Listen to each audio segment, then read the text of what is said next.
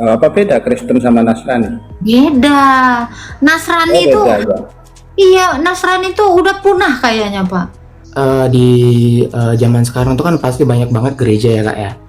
Terus aku ada kayak keluarga itu, jadi aku main di tempat keluargaku dan keluargaku itu salah satu kayak apa ya, pelayanan di situ gereja itu kak. Terus aku melihat kayak apa ya, ini aku masih bingung ya kak, kayak mereka kayak bisa dibilang berbahasa roh tapi kayak kalau bisa dicontohin kayak syabada kayak gitu-gitu loh kak. Jadi kayak aku bingung ini benar apa enggak, ini dianjurkan oleh sesuai dengan apa firman Tuhan apa enggak, karena aku takut kak, karena pasti gereja yang sekarang itu pasti banyak yang seperti itu kak. Jadi aku minta tanggapan sama kakak, apakah itu dibenarkan oleh firman Tuhan apa itu salah gitu, karena bagi mereka itu adalah salah satu bahasa roh mereka gitu loh kak. Itu menurut kakak bagaimana? Oke. Secara Alkitab dikatakan bahwa karunia yang diberikan oleh Roh Kudus itu adalah berbahasa lidah atau berbahasa bangsa asing. Itu tertulis di dalam Kisah Para Rasul 2 dari ayat 1 sampai ayat 11. Itu di 1 Korintus 14 juga dikatakan demikian. Karena karunia ini diberikan kepada gereja itu untuk menginjili supaya orang lain itu mengerti. Kalaupun ada yang demikian, mungkin mereka belum belajar sampai ke situ. Tanggapan saya adalah semua orang berproses dan semua orang butuh diajarkan yang benar. Mungkin yang Anda saksikan itu mereka belum mengetahui kebenaran firman Tuhan. Itu aja dari saya tanggapannya. Berarti kalau misalnya nih kak, ada teman saya juga kayak yang berbahasa roh kayak gitu, boleh nggak sih kak kita kasih masukan apa kita Boleh. boleh? Boleh, tapi dengan cara yang baik. Oke kak, itu aja sih kak, soalnya kayak takut karena aku kan orang perantauan yang kayak perantauan, jadi kayak takut kayak terjerumus gitu lah, karena kan banyak banget agama, maksudnya tuh ajaran-ajaran sesat gitu kan kak, jadi aku takut masuk salah gereja gitu loh kak. Dan puji Tuhan aku sekarang di gereja yang benar, dan apa ya, aku tertanam di gereja itu gitu loh kak. Jadi puji Tuhan kayak di gerejaku pada saat ini, walaupun bisa dibilang gereja tersebut itu tuh banyak melakukan kayak bahasa roh, tapi di gerejaku tidak seperti itu gitu loh kak. Dan aku sangat hati-hati untuk mendengarkan dari pastor-pastor saat berkhotbah, karena kan khotbah itu kan kak kadang ada yang ngambil sepotong-sepotong gitu kan kak. Jadi sekarang aku juga takutnya begitu. Nah, dan puji Tuhannya kemarin kalau kakak tahu Elia Mayran kan itu diundang di salah satu gereja, dan itu gereja saya puji Tuhannya. Dan di situ saya melihat bahwa gereja saya tidak begitu, maksudnya tuh tidak melenceng ajarannya seperti itu loh kak, karena mengundangkan narasumber yang benar-benar menurut saya itu benar gitu loh kak. Salah satunya Elia Mayran. Terus tuh kalau misalnya kakak bisa jadi bintang apa pembicara juga puji Tuhan gitu loh, karena apa ya, mereka tuh untuk menyampaikan firman Tuhan itu apa ya, mudah dimengerti kak gitu loh kak. Jadi kayak enak gitu loh kak aku cara, makanya kadang-kadang kayak misalnya aku nggak tahu tentang apa ini, aku lihat dari kayak siaran kakak, terus itu juga siaran Elia, terus ada juga siapa banyak sih kak. Jadi kayak aku lebih bertautnya kakak dengan Elia kalau misalnya ada sesuatu yang aku nggak tahu, kayak misalnya Tritunggal, pada mulanya aku nggak tahu dan aku akhirnya tahu Tritunggal itu apa gitu loh kak. Itu aja sih kak dari aku. Dan sekarang aku semoga semangat ya kak ya, semangat terus melayani Tuhan, dan jangan dengarkan omongan-omongan yang buat kakak sakit hati, dan terus rendah hati ya kak. Siap, siap. Tuhan berkati Bang Ulima. Iya kak. Shalom. Shalom kak. Bye kak. Bye. Oke, kita naikkan lagi yang lainnya.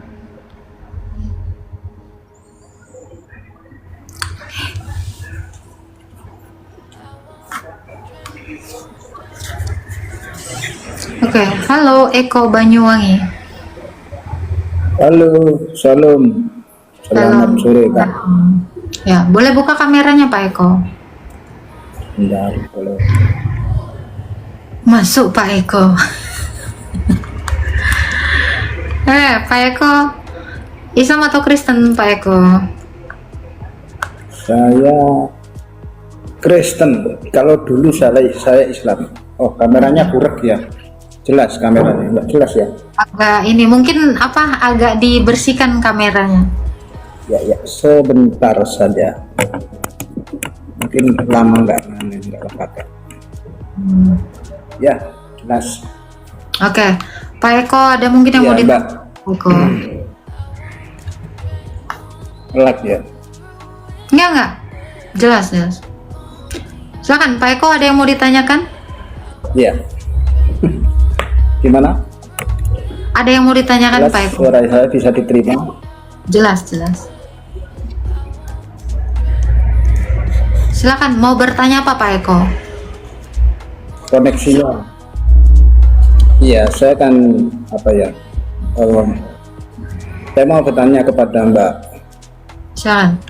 yaitu tentang mungkin agak menyimpang dari tema ini. Temanya ini adakah kebaikan dalam agamamu? Tentu saja. Ya, tentu saja karena saya orang Nasrani, saya orang percaya, jadi yang ada kebaikan itu hanya di dalam nama Tuhan Yesus, pengajaran Tuhan Yesus. Mungkin ada yang saya tanyakan ini terkait mungkin agak berbeda dari tema, yaitu tentang saya bertobat di tahun 2000 ya Mbak. Jadi saya selama perjalanan pertobatan itu dari awal itu sering mendapatkan pertanyaan dari teman-teman, karena saya tinggal di desa ini, lingkupnya itu sangat minoritas ya. Mungkin di dalam satu RT atau satu RW itu hanya saya seorang atau keluarga saya. Jadi sering ditanyain tentang ketuhanan kita, yaitu tentang keimanan kita. Tunggu. Bapak kan Nasrani, Pak. Bapak Nasrani, Iya. bukan Kristen kan? Apa beda Kristen sama Nasrani? Beda. Nasrani itu, Beda ya. iya, Nasrani itu udah punah kayaknya, Pak. Oh iya. Nasrani itu Tetapi bidat, kalau- Pak. Hmm. Tetapi kalau orang Jawa bilang itu Nasrani gitu ya. Ya kita jangan ngikutin mereka, karena Nasrani itu bukan Kristen. Oh iya. Nasrani itu sekte dari Nazaret. Oh gitu ya. Iya. Saya ulang aja, saya itu kepercayaan saya Kristen gitu aja. Ya, Saya sama gitu. Tuhan Yesus, ya. Jadi Jadi kalau ada yang mereka- bilang Bapak Nasrani, jangan mau, saya bukan Nasrani seperti di dalam kitabmu. Saya Kristen gitu. Oh iya, karena sepengetahuan saya hampir sama saja. Mungkin mereka orang awam itu menyebutnya Nasrani, ya kan? Tapi kalau orang yang tahu, Karena gini ya. Pak, Nasrani ini menganggap Yesus itu ciptaan. Oh begitu. Makanya jangan mau. Iya. Iya. Oke. Saya lanjut Mbak ya. Ya, silakan. Pertanyaan saya begini Mbak, mungkin karena Mbak yang sudah sudah lama terjun di pelayanan, juga mungkin sudah banyak pengetahuan tentang 3 hal ini sebenarnya yang saya pertanyakan, yaitu tentang Bapa, Anak, dan Roh Kudus. Jadi mereka orang awam itu bertanya bahwa orang Kristen itu Tuhannya 3 gitu loh Mbak. Jadi Tuhannya 3, yaitu Tuhan Bapa, Tuhan Anak, dan Tuhan Roh Kudus. Nah, pertanyaan saya itu apakah dari ketiga serangkaian ini menjadi kesatuan di dalam kita percaya sebagai orang Kristen, sebagai kita orang percaya kepada Tuhan Yesus kan gitu. Gitu Mbak. Kalau ketiganya ini dalam kesatuan, artinya satu dong. Betul nggak? Tadi narasi Bapak, Bapa, Firman, dan Roh Kudus. Kalau ketiganya adalah satu, berarti satu dong. Betul nggak, Pak Eko? Betul ya.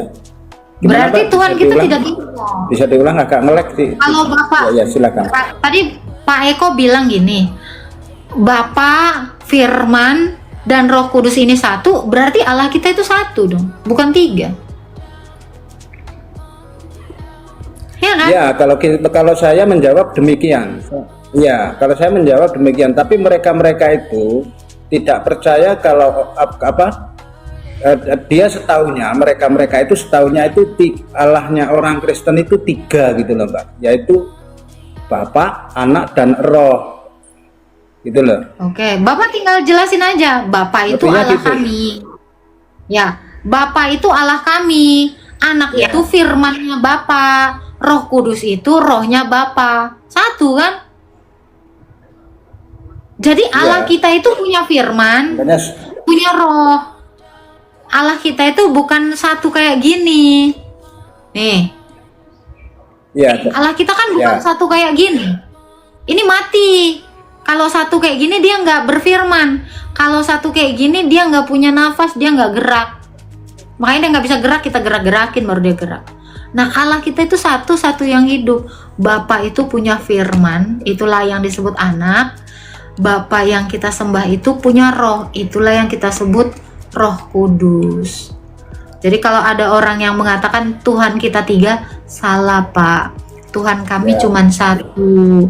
Siapa? Bapa panggilannya. Terus Yesus siapa? Yesus firmannya. Roh Kudus siapa? Nafasnya. Selesai kan? Kayak saya 1. Pikiran saya itu yang mengatakan siapa diri saya. Nafas saya itu roh saya. 1. Nggak 3. Badannya 1, pikirannya 1, rohnya 1. Gitu. Jadi 1 yang hidup. Bapa, Anak, dan Roh Kudus itu adalah 1 Allah yang hidup. ya. Gitu. Berarti Ini ketiganya paham, ini 3 bagian ini berarti satu kesatuan yang nggak bisa. Bukan 3 bagian, bukan 3 bagian. 3 realita, 3 keberadaan. Iya, Menjadi benar-benar. 1.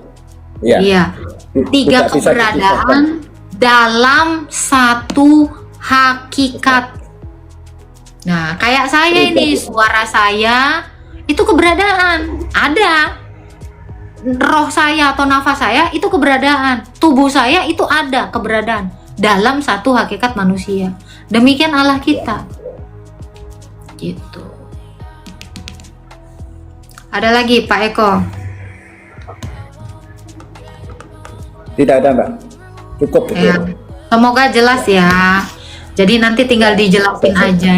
Allah kita 1. Lah, Yesus firmannya Allah kami. Roh Kudus nafasnya Allah kami. Wes, selesai. 1. Gitu. Iya. Simpel kan? Simpel, iya, memang simpel.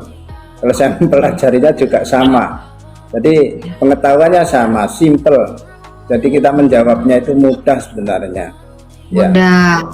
Gitu. Ada lagi Pak Eko yang mau ditanya?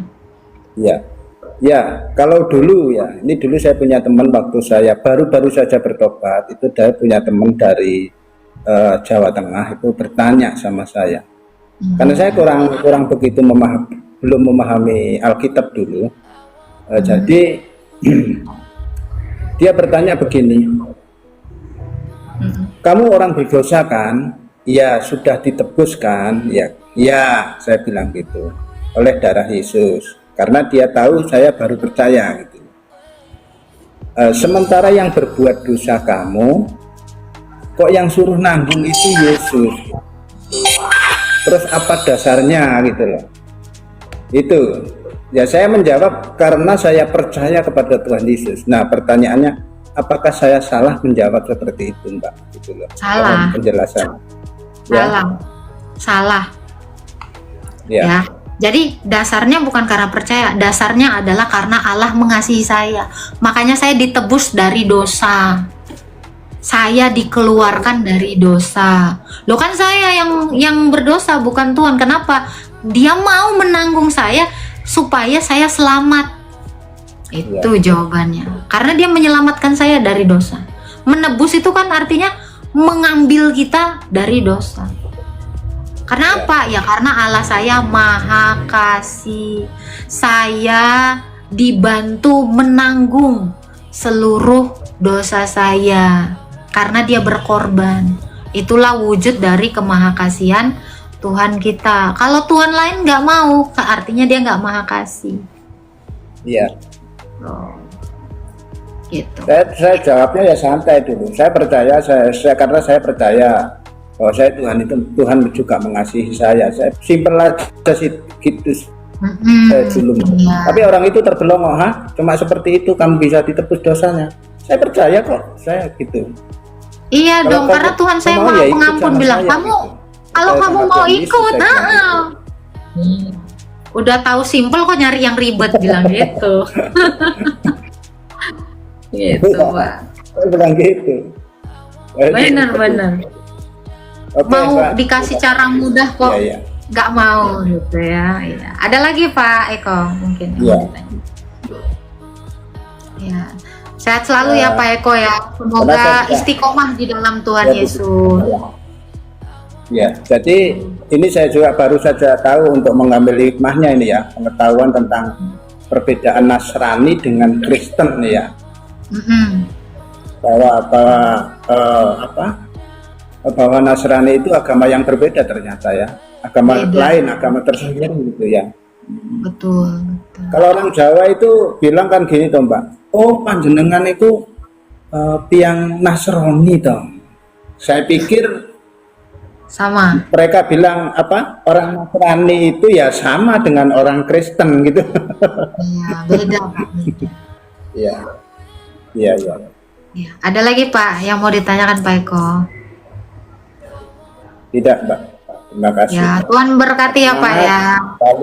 Tuhan Yesus berkati ya, yes. God bless Salam you. Pak.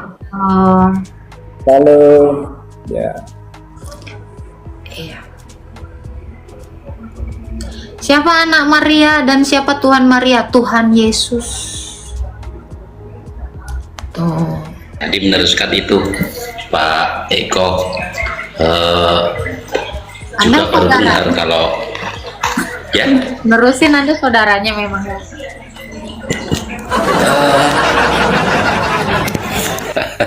Gimana? bukan, saya baru dengar kalau ini apa Kristen sama apa tadi Nasrani itu beda, Beda.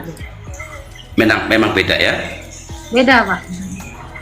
Suara saya bisa jelas itu. Jelas Pak. Ini itu ya, itu Agatha ya. Ya, silakan Pak. Iya, ya mungkin untuk menambah wawasan saya. Jadi bedanya itu di mana ya? Perbedaan, Beda apa tuh? yaitu Kristen sama Nasrani. Nasrani itu sekte dari Nazaret.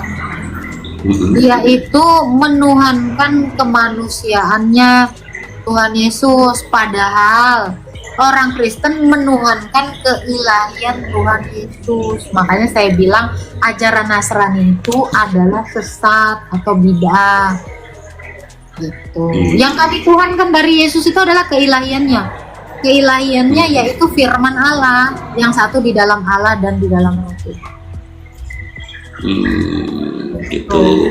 Jadi kalau mungkin di kami di Muslim itu kalian yang ini yang Kristen lebih ke hakikatnya gitu ya, duduknya, Iya, makomnya, memandangnya dari makom hakikat begitu ya.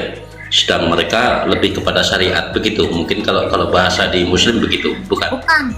Syariatnya orang Nasrani itu juga tidak sama dengan syariatnya kami, karena Rasul kami mengajarkan bahwa Yesus itu adalah Allah yang jadi manusia. Sementara Nasrani ini tidak ada mengajarkan demikian. Nah, karena kami ini diajarkan bahwa Yesus itu adalah firman Allah, Sang Pencipta, yang satu di dalam Bapa dan Roh Kudus. Cuman banyak orang salah paham tentang iman kami.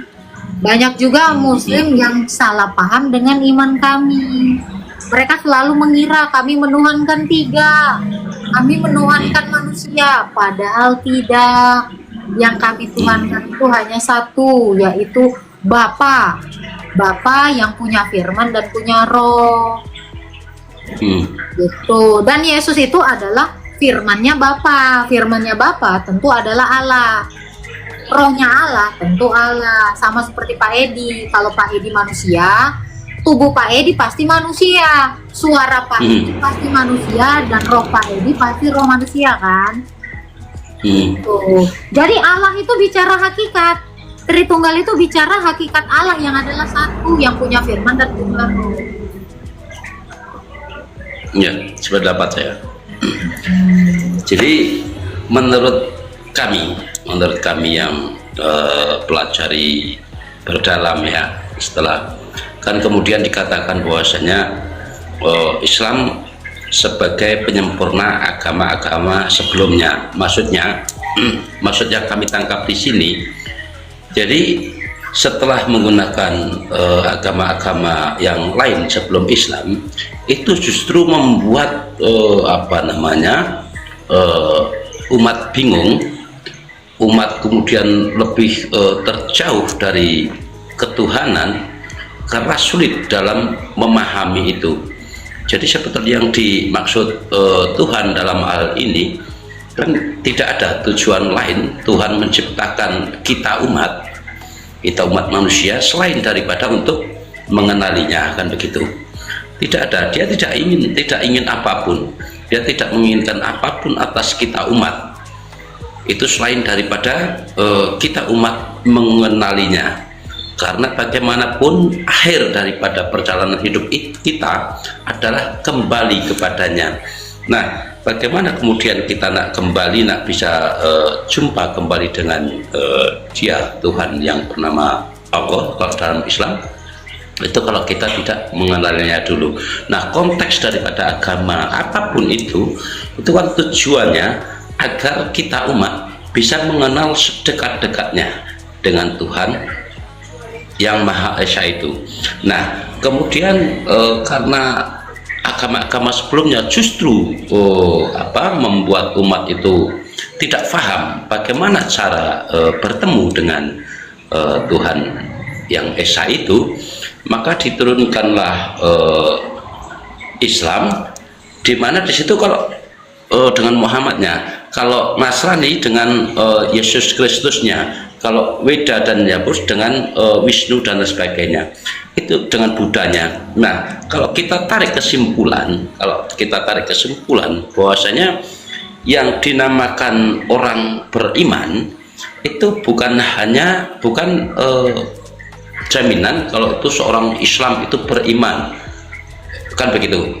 Nah, yang dikatakan beriman itu ya seorang Nasrani, yang orang-orang yang sebagai umat yang menjadikan kitabnya sebagai petunjuk. Sayangnya pada sampai hari ini itu jarang sekali umat-umat yang menjadikan kitabnya sebagai pedoman, kan begitu. Seperti halnya Edis TV mengatakan banyak sekali orang Islam yang tidak mengerti akan kitabnya, yaitu Al-Quran, tapi mereka lebih menjadikan sumber-sumber lain seperti hadis-hadis, seperti sumber dari penceramah, dari orang-orang yang mereka kultuskan itu sebagai pedomannya. Di sini kalau kita mau katakan bahwasanya orang yang beriman berapa, itu bagi yang Kristen yang mampu mengkristuskan hatinya. Bagi yang Buddhis, barang siapa yang mampu membudakan hatinya, itulah yang beriman. Yang di Islam, barang siapa yang mampu memuhammadkan hatinya, itulah yang beriman, itulah yang selamat.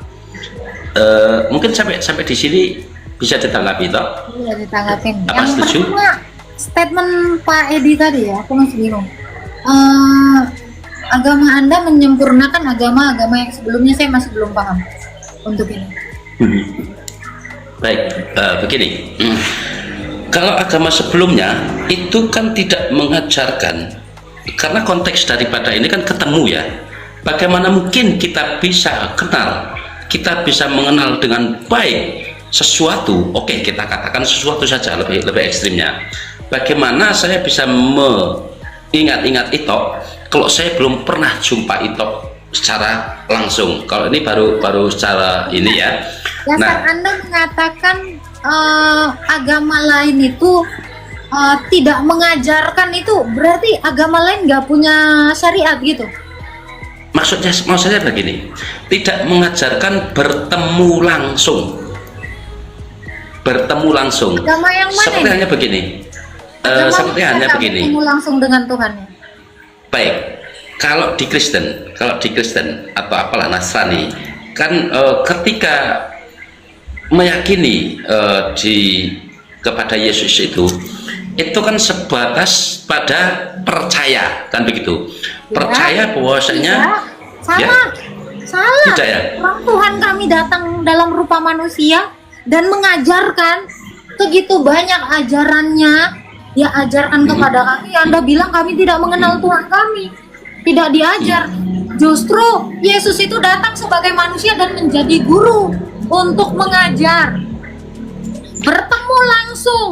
Justru yang paling realita itu adalah ajaran kami. Itu yang pertama. Saya luruskan dulu ya. Dan agama saya, sabar Pak, gantian karena tadi saya siap. agama saya tidak butuh disempurnakan agama Anda. Nah itu juga. Dan agama Buddha pun tidak butuh disempurnakan sama agama Anda. Anda tanya dulu, harusnya ke situ. Jangan menyimpulkan sesuatu yang Anda tidak ketahui. Tuhan saya mengajar Pak. Makanya di Alkitab dikatakan, akulah guru dan Tuhan. Karena dia mengajar langsung. Jadi Tuhan kami itu langsung datang kepada manusia, mengajar. Dan syariat kami ini jelas ada, dan kami luan ada dibandingkan pengajaran Bapak. Gitu. Jadi kalau Anda mengklaim sebagai penyempurna agama kami tidak bersedia disempurnakan dengan agama Anda. Karena kami sudah punya ajaran. Tuhan kami pun berbeda dengan Tuhan Anda. Mungkin Tuhannya Buddha juga beda. Buddha nggak punya Tuhan ya. Tuhannya Hindu juga tidak punya, juga berbeda dengan Tuhan Anda. Itu yang harus kita jaga toleransinya. Boleh saya tanggapi Tok ya? Boleh. Ya, jadi begini Tok. Konteks daripada bahwasanya ini loh, Islam adalah penyempurna bagi agama sebelumnya. Tentu saja itu statement untuk kami, bukan untuk kalian di luar. Maksud agama apa? Ya tentu saja agama sebelum Islam kan ada Nasrani, ada Buddha, ada dan lain sebagainya. Saya ya, bukan agama Kristen ya. Ya tentu saja statement ini kan diperuntukkan untuk kami orang Islam, kan begitu? Boleh, saya setuju itu bukan untuk agar jangan salah paham. Agar jangan salah paham. Ya, tapi apakah Anda mengklaim demikian tidak menyakiti perasaan agama lain gitu loh? Anda boleh egois untuk agama Anda, tapi Anda mengajarkan yang salah karena Tuhan yang lain itu tidak pernah mengklaim seperti itu. Untuk kalangan Anda, mungkin ini benar, tapi agama lain tidak menyetujui itu. Jadi butuh yang namanya konfirmasi kalau mau klaim demikian. Kenapa? Karena dari klaim ini, sebentar Pak. Karena dari klaim ini, semua kalian menganggap kami ini tidak sempurna dan menganggap bahwa Tuhan kami ini sama dengan Tuhan kalian. Inilah yang membuat adanya perpecahan, tidak toleransi. Kenapa? Karena kalian sewenang-wenang, seenak jidat kalian mengatakan agama kami menyempurnakan agama orang lain. Itu nggak boleh. Itu tidak berdasar sama sekali. Begini. Karena kitabmu pun Pak, yang disempurnakan itu adalah agama Islam. Tidak pernah ada klaim di dalam kitab Anda menyempurnakan kitab kami, apalagi menyempurnakan agama kami. It's okay lah, itu kita apakan, kita anulir aja itu. Lanjut di yang tadi, bahwasanya saya pernah nyimak Edis TV, bahwasanya kalau di Islam itu kan tentang syahadat ya, tentang penyaksian. Di situ ketika saya simak daripada penjelasan Edis, bahwasanya kan pertemuan itu tidak pernah dilakukan oleh orang-orang zaman sekarang, karena pertemuan dengan Tuhan Yesus itu kan hanya dialami oleh orang-orang pada zamannya, sehingga di sini kemudian mereka mengubah hanya sekedar meyakini, kan begitu, meyakini bahwasanya dulu pernah dilakukan perjumpaan dengan Tuhan yang bernama Yesus itu tadi.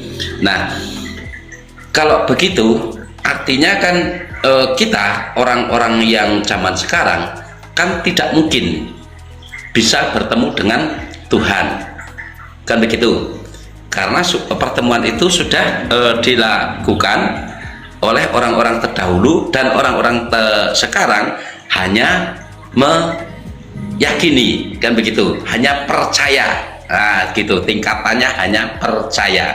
Nah, mungkin coba saya tanya sama Ito, apakah Ito sudah bertemu dengan Tuhan Ito? Ya. Iya, gambarnya aja Ya. ada. Dan kami dari ajaran Rasul yang bertemu langsung dengan Tuhan saya, itu mengajarkan yang sama. Banyak sampai detik ini banyak orang yang mengalami pertemuan dengan Tuhan. Saya juga dipertemukan dengan Tuhan, makanya saya percaya kepadanya. Iya. Justru yang saya tanya kepada Anda, Pak Edi, apakah Nabi Anda pernah bertemu dengan Tuhan Anda sehingga Anda percaya oleh pemberitaan? Jadi begini, itu kata ya, mungkin kalau saya dan segelintir orang di Nusantara ini, mungkin golongan yang sedikit ya di antara muslim-muslim yang lain, seperti yang Anda ketahui, seperti yang ADIS-TV ketahui, bahwasanya sudah terlanjur bahwasanya muslim terpecah menjadi 72 Ya, bukan golongan. itu pertanyaan saya, bukan itu. Apakah Saya akan ke situ. apakah Nabi Anda pernah bertemu dengan Tuhan Anda sehingga Anda percaya Saya akan ke situ. pemberitaan? Ya, saya akan ke situ. Jadi agar dimaklumi bahwasanya mungkin kami adalah segolongan yang berbeda dari yang lain, di mana kami berlepas diri dari pandangan golongan yang lain itu, yang lebih banyaknya itu duduk di syariat dalam memandang ketuhanan, sedangkan golongan kami itu lebih memandang pada hakikat dalam memandang ketuhanan kami. Jadi maaf, mungkin itu seperti halnya ADIS-TV mungkin belajar juga tentang Al-Quran atau kitab-kitab orang muslim, mempelajari. Nah, kalau yang lain itu ketika disimak dalam kurung Al-Quran itu sebagai Muhammad itu adalah sosok yang hidup di Mekah dan Madinah yang hanya berusia 63 tahun, tanpa menafikan kami tidak meyakini seperti itu, bahwasanya yang dimaksud Allah dalam kurung Al-Quran itu sebagai Muhammad adalah hati orang-orang yang beriman. Maka kemudian di situ menjadi tuntutan bagi kita umat, bagi yang muslim, untuk memuhammadkan hati kami agar layak dipanggil sebagai umat Muhammad, menjadikan hati kami beriman, agar itu Muhammad itu kami pahami sebagai panggilan sayang, panggilan mesra, panggilan cinta Allah kepada hati-hati orang mukmin yang sudah beriman, maka dipanggillah dengan sebutan manja, sebutan sayang sebagai Muhammad. Terlepas daripada Muhammad yang hidup di Mekah dan Madinah, Allahu a'lam, kami tidak menyimak itu. Kira-kira begitu itu. Mungkin terkaget-kaget ya, mungkin terkaget-kaget. Saya bukan terkaget, karena modelan Bapak ini kan memang saya tahu ini aliran lain gitu kan. Tapi pertanyaan saya, apakah Nabi Anda dulu yang menyampaikan wahyu, kan, yang meneruskan wahyu itu kepada umat-umat, ini pernah bertemu dengan Allah Anda? Itu aja pertanyaan. Ya. Kalau itu sih Allah, sekali lagi Allahu alam ya. Cuma yang diajarkan ya begitu. Yang diajarkan bagaimana kita bertemu langsung dengan sosok, dengan zat yang bernama Allah, yaitu dalam peristiwa Isra dan Mi'raj. Nah, di sini eksistensi daripada Tuhan sendiri setelah kita kaji, setelah kita dalami, itu bukan kemudian sosok yang mengawasi di langit sab-7 sana, itu bukan. Ternyata di situ matinya kesadaran kita hidup. Eksistensi, bentar Pak, jangan panjang-panjang ya, kita tiktokan ya. Maksudnya Ya. eksistensi Tuhan Anda hanya sebatas peristiwa Isra Mi'raj itu? Eksistensi Tuhan saya, Ya, eksistensi, kan eksistensi itu artinya keberadaan. Adanya keberadaan Tuhan Anda ini hanya bisa ya, diketahui dari peristiwa Isra Mi'raj. Selebihnya nggak tahu.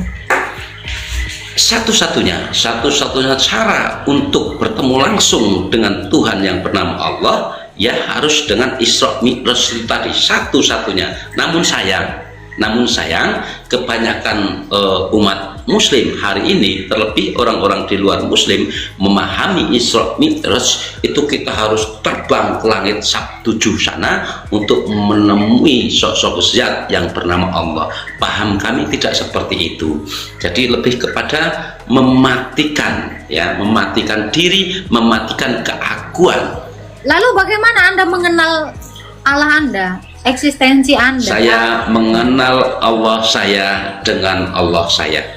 Saya mengenal Tuhan saya dengan Tuhan saya. Bisa dipahami? Caranya dengan tadi Ya. kan kata Anda kalau mau mengenal saya kan minimal berinteraksi dengan saya. Nah, Anda itu bagaimana berinteraksi dengan Allah Anda gitu? Cara mengenal Ya. itu kan harus dengan berinteraksi gitu kan. Ya.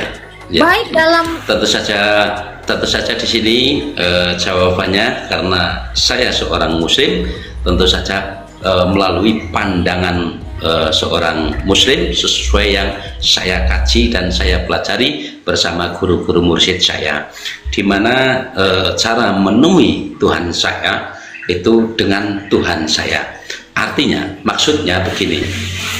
Jadi kebanyakan Muslim kan harus kemudian pakai buruk terbang ke langit sab-7 sana, kemudian mengarungi 70.000 alam nur, kemudian dan seterusnya. Di mana di situ tidak seperti itu. Bahwasanya yang sebenarnya dimaksud oleh Muhammad dalam mengajarkan itu sudah berbadan secara ruhi, sudah berruhi secara kolbi, sudah berkolbi secara nur, sudah bernur secara anak. La ilaha illa anallah. Nah, itu maksudnya matikan badanmu, kemudian hiduplah di hatimu. Itu belum sampai. Matikan hatimu itu Pak, di ini ajarannya ruhmu. dari mana? Sumber ini ajarannya dari mana? Ada di Al-Quran. Tadi karena tadi Baik, Anda bawa edis. Orang itu Iya. banyak belajar dari hadis dari ini. Anda sendiri nggak belajar dari Quran. Terus gimana saya mau percaya ajaran Anda ini benar dari Justru ini bersumbernya Nabi dari Anda? Al-Quran itu. Satu. Itu yang pertama satu. Iya. Yang kedua adalah dikatakan sejak kapan tujuan kalian diciptakan ini untuk mengenal Allah? Ada tidak dalilnya? Nah, ini kan Baiklah. kita sumbernya harus dari firman-Nya Allah dulu dong, dari wahyunya Allah dulu dong, yaitu Quran dong. Nah, ini kalau sumbernya tidak mengatakan demikian, bagaimana Anda Baik. dikatakan mengenal Jadi Allah? begini itu. Ya, jadi begini itu, dalam ajaran kami Al-Quran menyebutkan wa fi anfusikum afalatuf sirun, di dalam dirimu itu. Kenapa tidak kau lihat? Kenapa maka banyak umat Islam, banyak umat yang lain sampai Quran surah dengan berapa hari itu, ini Pak? Yang bahasa Ya. Arab itu Quran surah berapa itu? Saya mau cek ayatnya. Oh, nggak ada ayatnya gimana? Bikin ayat sendiri, yang penting bahasa Arab. Gimana ini? Bukan. Kalau saya ini sih ya, bukan lebih kepada hafalan atau apa, tapi lebih kepada pemahaman, sehingga di situ ketika ayat-ayat itu disampaikan, saya tidak memahami, tidak menghafalkan dalam ayat berapa juz berapa. Namun kalau saya buka-buka lagi kitabnya nanti kelamaan. Ini hanya sekedar itu ada ini dalil. saja itu. garis besarnya Tapi aja. itu ada. Garis Memang besarnya itu aja. ada. Ada, ya ada. Saya bertanggung jawab. Kalau Karena itu yang tidak saya ada, baca- yang saya baca di kalau Baca itu di- tidak ada dalil itu, saya terjun dari Monas. Enggak, karena saya baca di dalam Quran. Ya. Ternyata di dalam Quran itu dikatakan kalian itu diciptakan untuk menyembah Allah, bukan untuk mengenal Allah. Itulah itu. Oh, kali mengenal Jadi dengan mengenal yang beda. seperti Ah.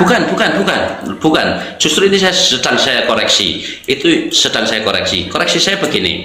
Sayangnya seperti itu. Karena ayat tersebut itu dijelaskan oleh para ulama, oleh para pemuka-pemuka, itu sangat sulit sehingga dipelesetkan. Sebetulnya makna daripada arti daripada surat itu bukan menyembah.